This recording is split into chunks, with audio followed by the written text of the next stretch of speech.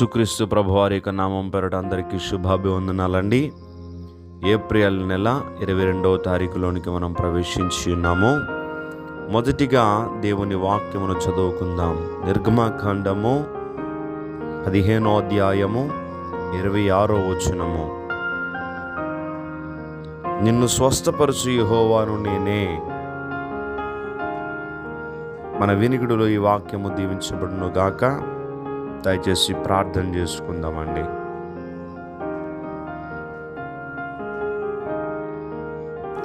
రాజులకు రాజు, ప్రభువులకు ప్రభు అయ్యున్న గొప్పవాడా, మీ ఘనమైన నామమును బట్టి వందనములు. ఈ ఉదయకాల సమయపు ప్రార్థనలు ఏకీభవించిన ప్రతి బిడ్డను పేరు పేరున మీరు జ్ఞాపకం చేసుకొని, మీరు అక్కడ అతి త్వరలో ఉన్నది ప్రభువా. ప్రపంచ పరిస్థితులన్నీ మా కండ్ల ముందు తారుమారవుతూ ఉన్నాయి తండ్రి. మీరు చెప్పిన సూచనలు కనిపిస్తూ ఉన్నాయి. మా ముందు ఉన్నటువంటి లక్ష్యం ఒకటే, మేము మీ రాకడకు సిద్ధపడాలి ప్రభువా.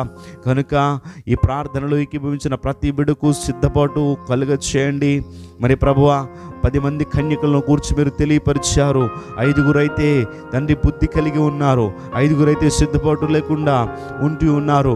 మేము తండ్రి మీరు అక్కడకు సిద్ధపడగలిగినటువంటి జీవితాలు మాకు దయచేయండి. ఆ నూనె సిద్ధపరుచుకొని మీ కొరకు ప్రభు ఎదురు చూస్తూ ఉండేటటువంటి కన్యకలను పోలి మేము ఉండగలగాలి ప్రభువా. ఈ యొక్క తండ్రి సమయంలో నిబిడలు తండ్రి రోజంతా కూడా తండ్రి ఆధ్యాత్మికంగా వర్ధిల్లే స్థితిని దయచేయండి. వారి కుటుంబ పరిస్థితులను బట్టి, వారి సమస్యలను బట్టి అనాలోచితంగా ఉండకుండా నా ప్రభు నాకు తోడుగా ఉన్నారు, ఆయన నాకు సహాయం చేస్తారు అనేటువంటి బలమైనటువంటి విశ్వాసం నిబిడలకి దయచేయండి.